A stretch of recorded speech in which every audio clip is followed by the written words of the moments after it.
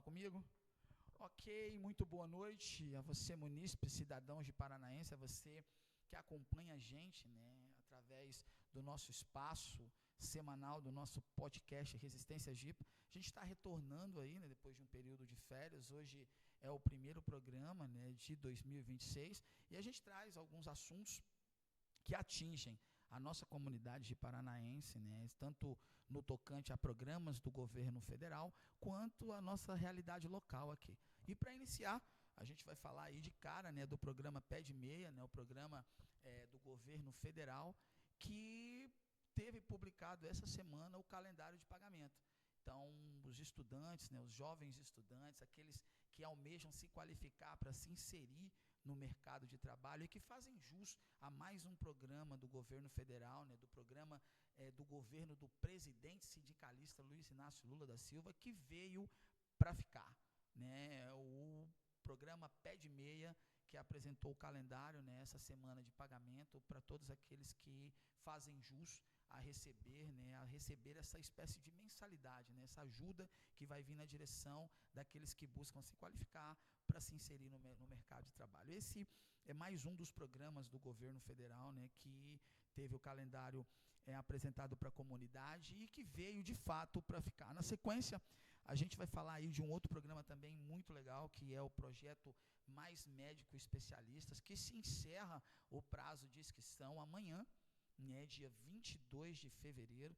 Então, os municípios e os estados, né, da União que ainda não encaminharam, né, a prováveis inscrições ou que não apresentaram, né, médicos do quadro mesmo, sabe, sejam médicos que fazem parte da rede, como fazendo atendimento dentro de uma proposta de um contrato temporário de trabalho, vivendo uma outra situação dentro dos mais de 5.000 municípios espalhados pelo Brasil, fazem jus aí, né, a pleitear uma dessas vagas, né, que é o projeto Mais Médicos Especialistas, e aqui na nossa cidade de Paraná não é diferente. Então é interessante aí, né, que a equipe da Prefeitura Municipal de Ji-Paraná, né, tenha conhecimento, né, tenha se atido a esse programa, que é o Mais Médico Especialista, e que possa aí estar encaminhando, né, os médicos que já fazem parte da rede,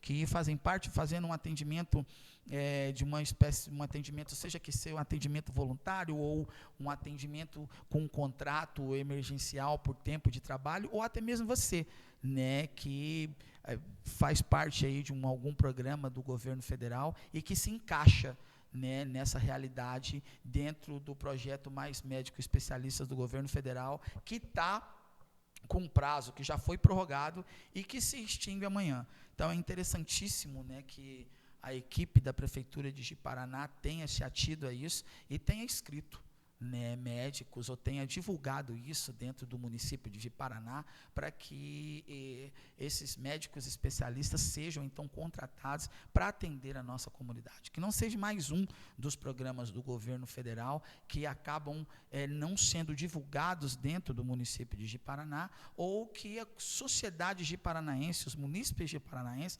acabam por não saber que o programa existe, ou acabam por ser atendidos por médicos que estão fazendo parte de programas do governo, de projetos do governo federal, e que eles sequer tenham conhecimento desse programa e de como, inclusive, cobrar a melhora da qualidade desse serviço. Então, projeto Mais Médico Especialista do governo federal, que se encerra o prazo de inscrição amanhã, dia 22 de fevereiro. Na sequência, ainda falando aí de mais um projeto muito legal, né, de um programa do governo federal, que é a questão dos povos originários, né, dos povos indígenas em todo o território nacional. O último governo, ele praticamente abandona, né, a proteção dos povos originários, as instituições que tinham essa função de garantir, né, de que essa questão da preservação, da segurança, do território.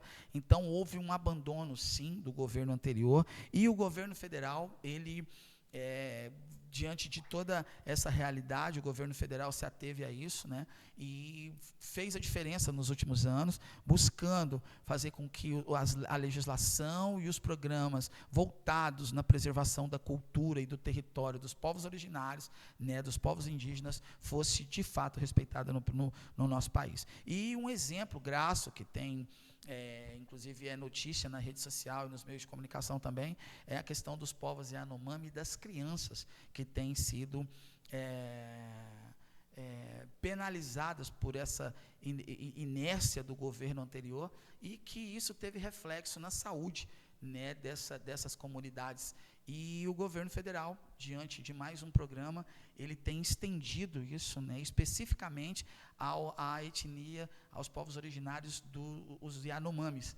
E isso tem sido uma referência, divulgado a nível mundial, essa proteção, e o resultado, como esse feedback, né, do governo federal em se ater, em trabalhar, né, a questão da prevenção, de proteger, né, esses povos originários, não só na questão da saúde, né, dos povos indígenas, mas principalmente da preservação do território, como isso já teve uma resposta. E o governo, diante desse resultado positivo, ele intensificou ainda mais, né, esse atendimento aos povos originários espalhados pelo Brasil afora, especificamente na etnia Yanomami. Isso é uma coisa que tem que ser divulgado, que tem que ser exposto, né, na nossa comunidade de paranaense, que nós temos algumas etnias aqui, alguns povos originários aqui na localidade, que participam também de projetos do governo federal, que também são atendidos pelo governo federal, e que os nossos munícipes,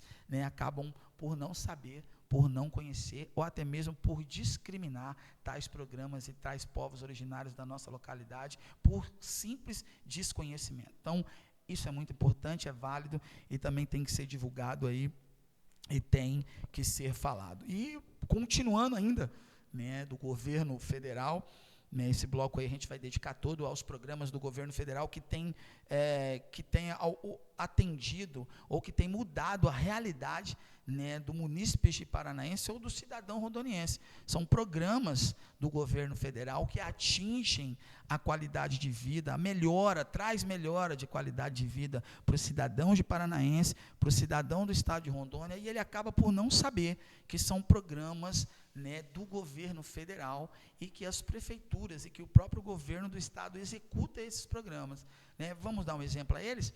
A gente tem a questão do projeto Minha Casa Minha Vida, né, que é um projeto federal, um programa do governo federal que tem muito sucesso a nível de Brasil, né, e em Rondônia o êxito é gigante, né, e pouco divulgado, pouco falado. Eu fiz algumas anotações aqui, vale ressaltar aí, no município de Porto Velho, isso aqui são casas, né, são habitações do programa Minha Casa Minha Vida, que foram entregues a cidadãos de baixa renda, tá?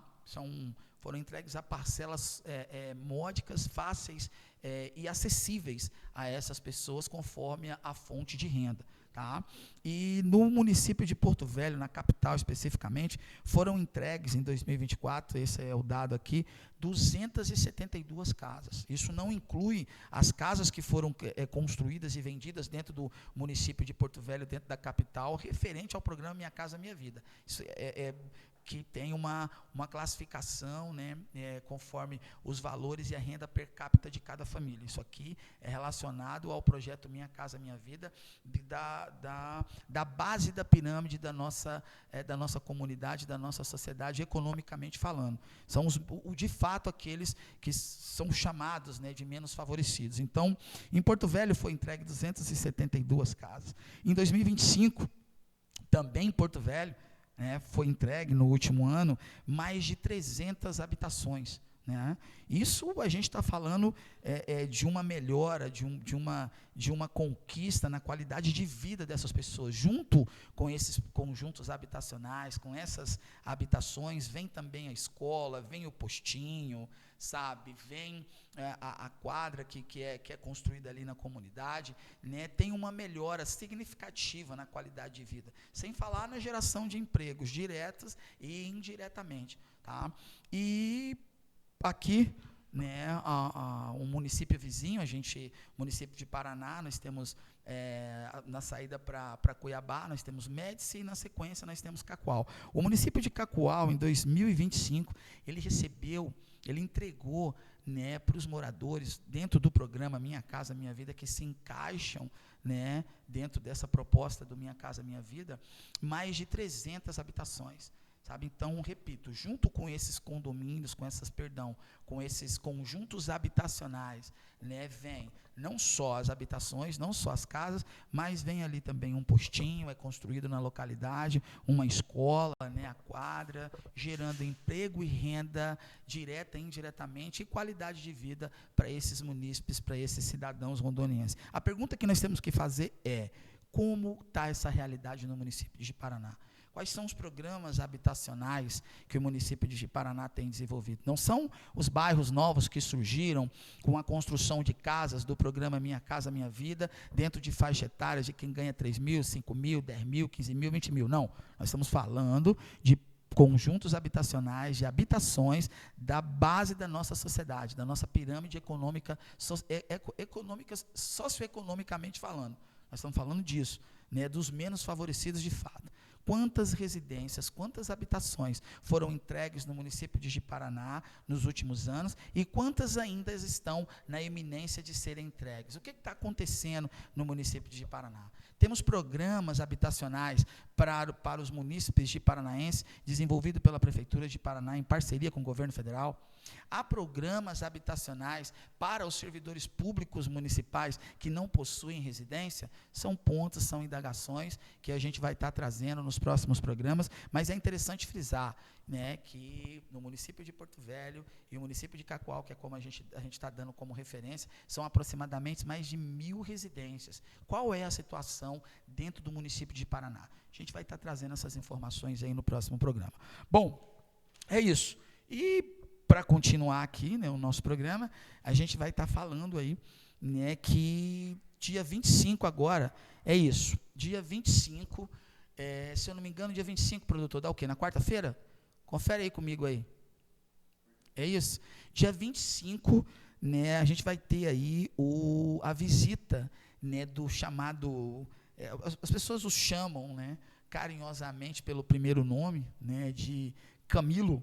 É o ministro Camilo, ministro da Educação. Ele vai estar no município de Porto Velho, onde ele vai estar assinando ordens de serviço para a construção, não só de institutos federais no estado de Rondônia, mas para ampliação, reforma de restaurante, né, para a construção de restaurante também universitário, de teatro e de biblioteca, sabe? Então, é uma visita que a gente fica muito feliz, né, e é gratificante demais, né, poder dizer que o ministro da Educação, né, do governo do presidente sindicalista Luiz Inácio Lula da Silva vai estar na capital do estado de Rondônia para assinar a ordem de serviço para a construção de institutos federais e ampliação dos campos da Uni. É isso, sabe? E não vai ser só na capital, né? A ordem de serviço está relacionada à construção de um Instituto Federal em Buritis. E isso é uma conquista, né? O governo do presidente sindicalista, o governo do PT, foi um governo que investiu, né, nos institutos federais. Foram construídos, nos últimos 20 anos de administrações do governo do PT, mais institutos federais do que se construiu nos últimos 500 anos de história do país. É impressionante, isso tem que ser dito, né, tem que ser exaltado. E o estado de Rondônia foi agraciado com os institutos federais, e esses institutos federais mudaram a realidade de muitos jovens aqui do nosso município de Ji-Paraná, jovens que estão inseridos hoje no mercado de trabalho, sabe? A gente tem advogados aí que fizeram direito, entendeu? Que fizeram um nível médio profissionalizante, que tiveram condições de galgar uma vaga numa universidade federal e cursaram direito. Outros foram buscar medicina em outros estados do país. Outros, a gente tem, eu posso falar de questões familiares, eu tenho primos, estudantes do Instituto Federal que fizeram direito pela Uni, eu tenho primos que também, estudantes do Instituto Federal aqui do município de Paraná, que foram fazer psicologia também em estados vizinhos aqui. Então, a gente tem propriedade para falar nisso daí e ver, né, constantemente essa mudança na qualidade de vida, a importância da criação dos institutos federais. E o ministro Camilo vai estar, quarta-feira, não é isso, produtor? Dia 25 agora de fevereiro, em Porto Velho, para assinar a construção de mais institutos federais, ampliação, né? E isso é gratificante demais. Outro ponto, ainda falando, né, do ministro Camilo, o piso nacional magistério, ele teria um reajuste pífio, né, um reajuste insignificante de menos de 0,5%. E isso gerou uma revolta a nível de Brasil. E no município de Paraná não foi diferente, né, aqueles grupos que tudo hoje virou uma polarização entre esquerda e direita, né, como se a gente ainda tivesse numa eleição entre Lula e Bolsonaro. Então, grupos de pessoas que se identificam, né, com a direita e com a extrema-direita aqui dentro do estado de Rondônia, o que é muito forte, atacaram imediatamente quando veio a publicação. Né, atacaram imediatamente, onde já se viu, esse é o governo do trabalhador, esse é o governo do Partido dos Trabalhadores, um piso nacional com menos de 0,5% de reajuste, e a gente pontuou imediatamente, né, que isso não tinha como acontecer, que a gente sabia que seria através de uma medida provisória, que o presidente sindicalista Luiz Inácio Lula da Silva já havia dito que se o piso fosse aquele, diante de todos os golpes que a legislação sofreu nos últimos anos, ele ia conceder um reajuste acima da inflação através de medida provisória. E foi o que aconteceu, né? E foi o que aconteceu.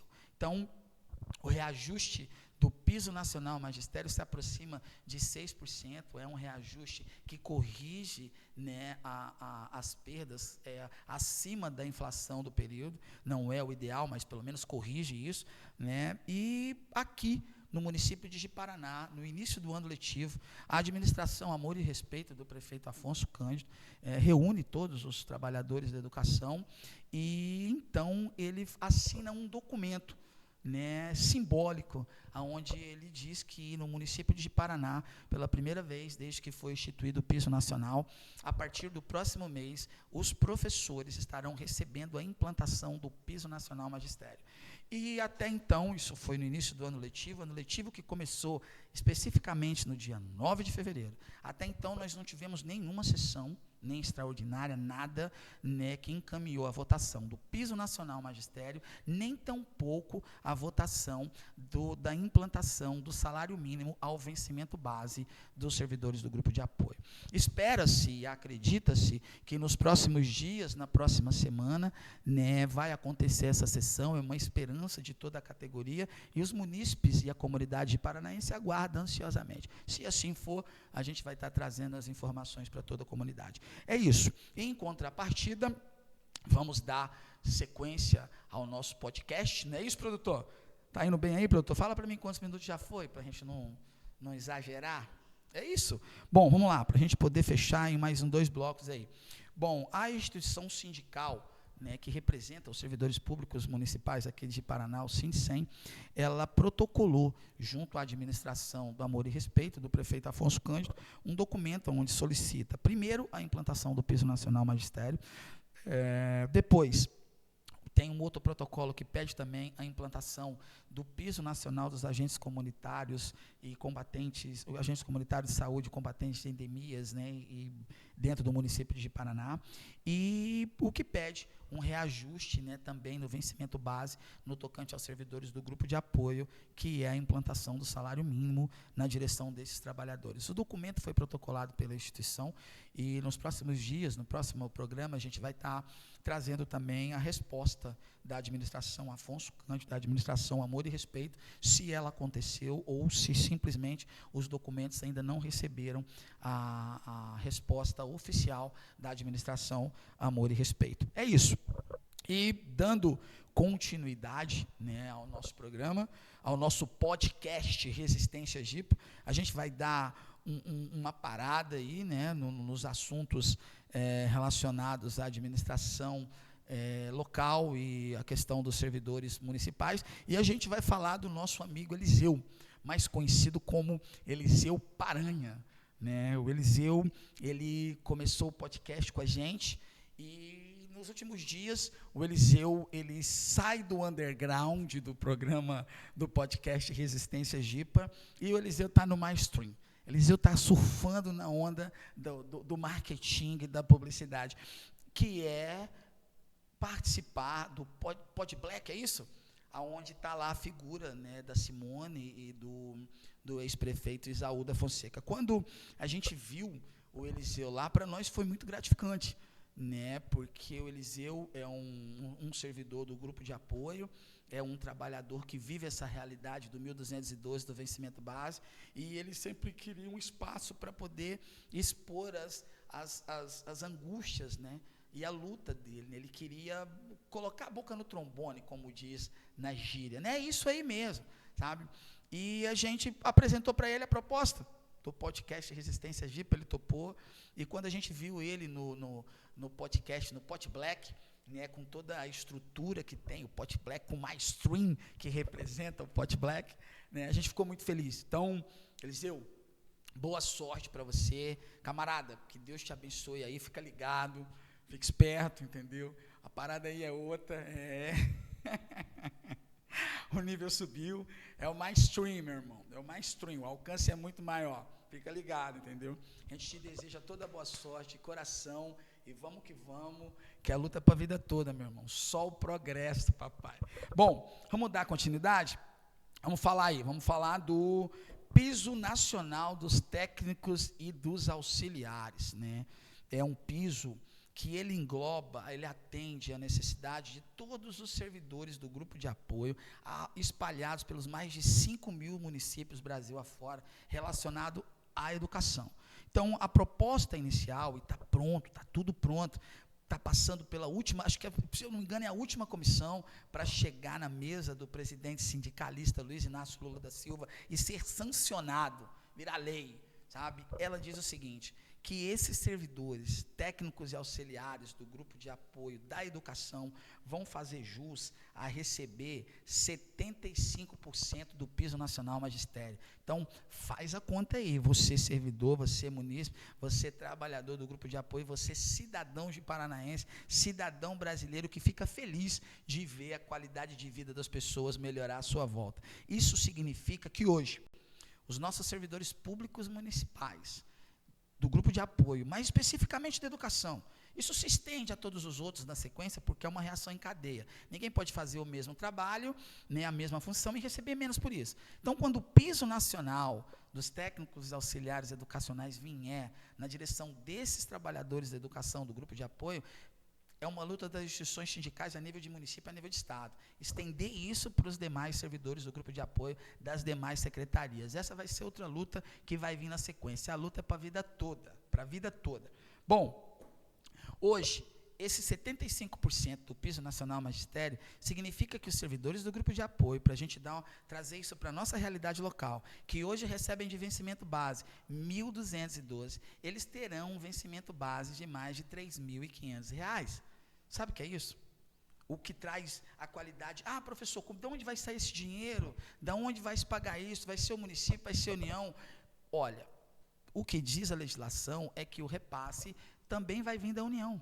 Então, os municípios que não prejudicarem os servidores e a categoria, eles só têm a ganhar com isso, porque isso vai trazer qualidade de vida para os servidores, muito mais recursos, né, para as prefeituras e para os governos estaduais, e automaticamente isso vai ser inserido no comércio local, né, trazendo qualidade de vida para esses servidores.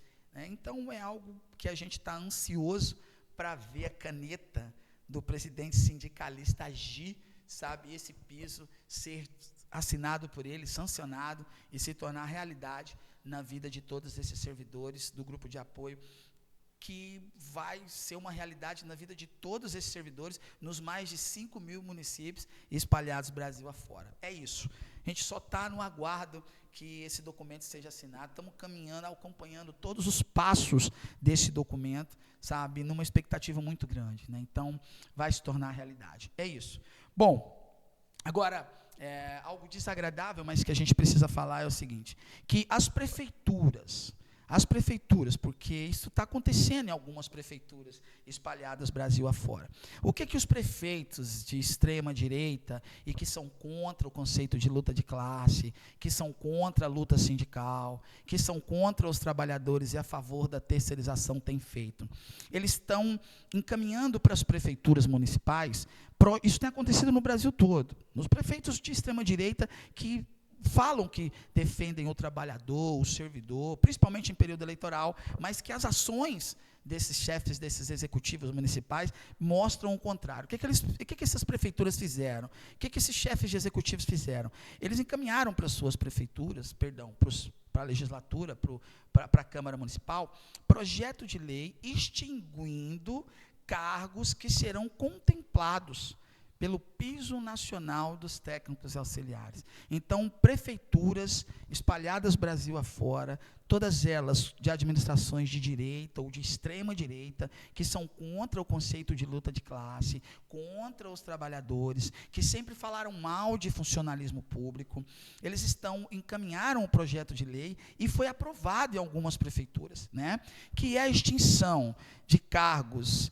de nível médio, como de técnico administrativo, auxiliar administrativo, ou de fundamental incompleto, que é de merendeira, de vigia, de agente de portaria de vigilância, cuidadores, sabe? Então, são muitas as prefeituras de direita e de extrema direita que no período eleitoral falaram que iam atender a esses servidores, que iam fortalecer a luta de classe desses servidores, que iam trazer qualidade de vida para esses servidores, mas que, na verdade, tecnicamente, historicamente, representam um grupo que quer destruir com os servidores públicos, que quer acabar com o servidor público e substituí-los pela iniciativa privada. Essa é a realidade. Então, esses prefeitos, repito, de direita ou de extrema direita, encaminharam projetos para as câmaras municipais pedindo a extinção desses cargos: técnicos administrativos, auxiliares administrativos, merendeiras, vigias, agentes de portaria e vigilância. E os nobres vereadores, que todas essas prefeituras, elas são opressoras, sim, na sua essência, né, e as mídias também fazem parte dessas administrações, recebendo, seja apoio institucional ou de alguma outra maneira, empregando alguém da família. Essas mídias também não se posicionam. E os vereadores, que são base desses chefes executivos, desses prefeitos, eles aprovaram imediatamente os respectivos projetos. É isso que está acontecendo a nível de Brasil. Agora, para os trabalhadores, para os servidores, o que fica a lição? Primeiro, de compreender quem os representa, né, de fato, dentro do conceito de luta de classe. Você não pode votar no patrão e depois querer se ver representado. Isso não vai acontecer. Agora, em termos práticos, vamos colocar isso exposto à mesa. Tudo isso que foi feito, a extinção desses cargos, que serão contemplados com uma legislação federal que cria um piso, que hoje seria 75% do piso nacional magistério. Essa lei que extinguiu esses cargos, então teoricamente não teria mais concurso público, a legislação não atenderia esses servidores, essa lei ela pode ser revogada a qualquer momento. E assim que vier a assinatura do piso nacional de técnicos e auxiliares educacionais pelo presidente sindicalista Luiz Inácio Lula da Silva, isso vai ser uma reação em cadeia. Todas as prefeituras que fizeram isso, que extinguiram esses cargos, vão ter que fazer uma meia-culpa e encaminhar projetos para os legislativos das suas respectivas cidades, pedindo a revogação da lei e apresentando o piso nacional dos técnicos e auxiliares educacionais. É isso a realidade que nós vamos ver acontecer nos próximos meses, a nível de Brasil. Isso a nível de Brasil. Bom, e a gente, para fechar, a gente vai trazer aí o último bloco, né, do programa nosso, falando, né, do grande acontecimento na nossa cidade de Ji-Paraná, né, e eu queria que o Gustavo colocasse, né, o produtor aí, colocasse a foto da chamada para o jogo de amanhã, né, entre o Ji-Paraná Futebol Clube e o Barcelona, né, porque a gente tem visto, né, o time do Jipa há muito tempo que não tinha um time competitivo como o que a gente está vendo nos últimos dias, e a gente teve que, como um grande torcedor que nós somos do Jipa, né, o que simboliza o Ji-Paraná Futebol Clube, né, que para mim, com toda a minha ignorância, né, é o maior símbolo da nossa cidade, é o time que leva o nome da nossa cidade.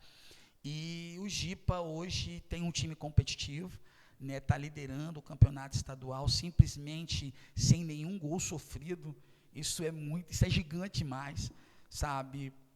E pela primeira vez, né, o Ji-Paraná Futebol Clube passa para a segunda fase da Copa do Brasil, destruiu o time do Pantanal aqui, meteu 2-0, fora o show de bola.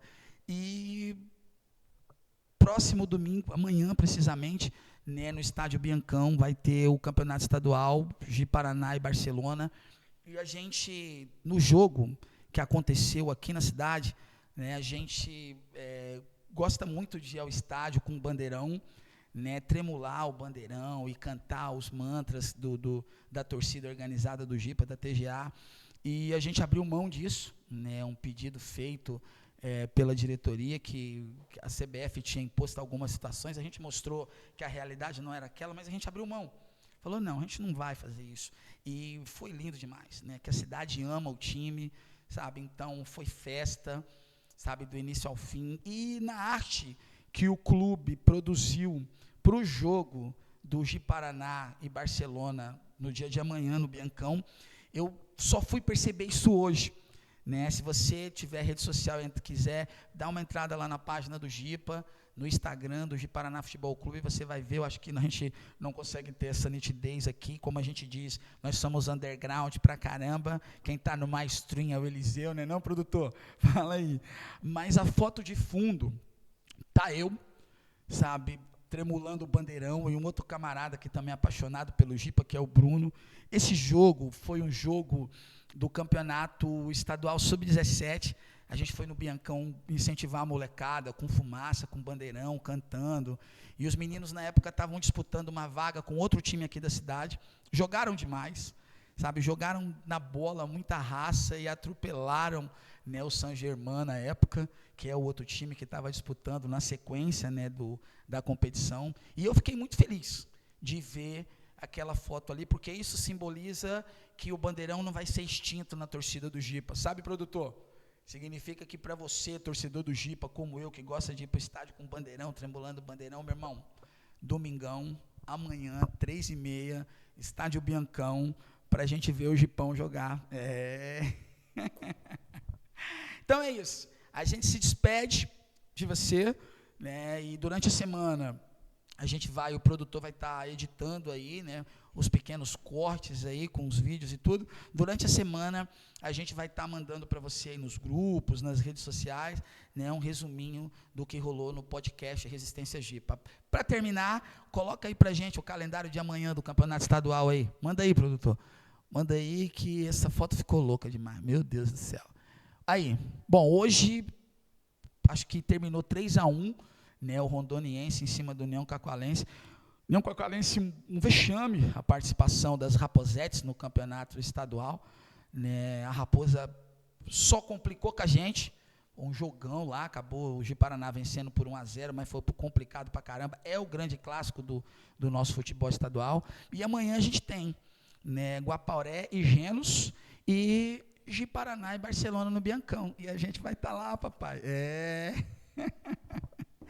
torcendo para o Ji-Paraná Futebol Clube. É isso, a gente se despede de todos vocês, né, e agradece, né, por tudo que a gente viveu nos últimos dias, aí, agradece a Deus, e que a gente tenha um 2026 de muita luta, sim, mas com muitas bênçãos na nossa direção e com muitas vitórias, e que a luta é para a vida toda. E vamos, que quem fica parado é poste, né não, produtor?